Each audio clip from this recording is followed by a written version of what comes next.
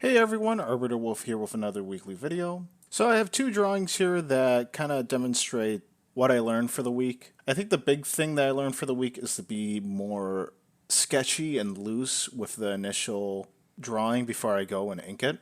I think this detailed head drawing that I did here really demonstrates that. So what I do is I usually work with 4 layers for my drawings. The first layer is generally just getting a outline of the head and how it's going to be shaped. So a lot of the time it's just getting the Loomis method right and getting the head kind of right for the angle that I'm going to be using.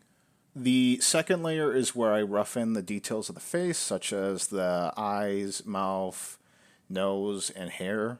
And then for the fourth layer is where I actually do kind of like that final inking. And the third layer is the color. The reason being is that I don't color over my already inked drawing because the inking is done on layer 4. So what I found for this week is that when I do that rough sketching, at least for the head drawing you're seeing here, I was trying to perfect it way too much. I was trying to pull lines as if it was going to be the final inking that I was going to be doing. And what ends up happening is my drawing, I felt, ends up looking off due to the lines being so stiff. And what I really should have been doing in terms of this drawing here is being a little bit more loose in terms of sketching, along with allowing it to be messy and scratchy. Because the second layer should be more of a trying to get it looking the way I want in terms of shape. And that fourth layer for final inking should be kind of focusing on getting that perfect line. And what ends up happening, if I'm trying to perfect it too much in the second layer, I end up getting a shape and look that is either too stiff and not looking like how I want it to look. And I think that this drawing is a perfect example of why this drawing didn't look as good. And it was because I was trying to do the perfecting on the second layer when it should have been rough. So that's why I feel that this drawing here kind of failed a little bit. But where you can really see this importance of being really sketchy is in this next drawing here. This drawing I felt turned out a lot better than this last one. And like I said, I feel the big reason is that I was a lot more sketchy and rough in that second layer. And then when it came to inking, I was able to get better lines and make it look a lot better compared to my last drawing here. And I think a big reason with why being rough and sketchy works is that when I was trying to do more perfect lines on that second layer and not be rough, I was trying to pull a line from start to finish. And with a rough sketch, I can have kind of a scratchy outline for it and not be worrying on trying to get a perfect line. And when I actually have the scratchy outline, it actually makes for a way better inking process, I felt. Now, talking a little bit more about this drawing, I felt it was pretty good overall. I felt that I was able to get a somewhat of a 3D kind of look to it, along with the coloring looked pretty good on it as well. But the overall takeaway I felt from this drawing that helped was just being very scratchy and rough in the beginning when I did my initial sketch of this. The other thing that I noticed with this drawing is that the different shades in color can really give the drawing a three-dimensional look.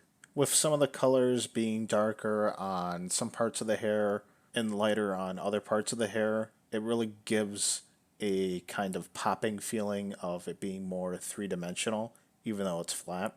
I was just really happy with how it turned out, and I felt I learned a lot through just going through the process and trying to problem solve and see how things work and how things didn't work. Speaking about things that didn't work so much, again, had to do a lot of working hours this past week, and I tried to do a little bit more with detailed head drawings, but really only got these two done. But I did do a lot more sketching in my sketchbook, which I feel really paid off for this last drawing here.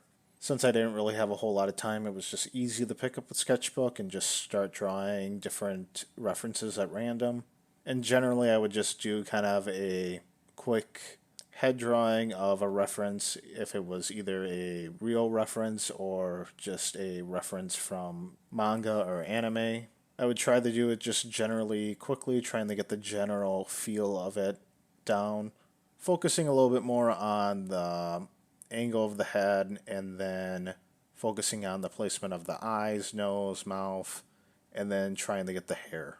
And I was able to do a good amount of these, and I feel that they took somewhere maybe it could maybe take 5 minutes or 10 minutes, depending on how long I wanted to spend on one. But it was kind of good because it kind of gave a feeling of kind of going through flashcards, just picking a reference really quick, trying to get the general gist of the reference, and then moving on to the next one.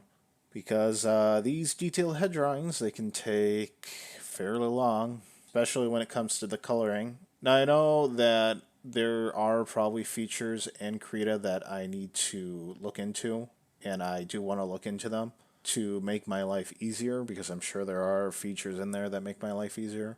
But at the same time, if I'm really short on time, I also don't want to spend my drawing time troubleshooting and trying to figure out how to get a feature to work. So right now I've just been sticking to kind of my process here, and hopefully in the next coming weeks I'll get a little bit more time to kind of fiddle around with stuff in Krita so that I can have a better understanding of the tools that I have and hopefully shorten down that coloring time.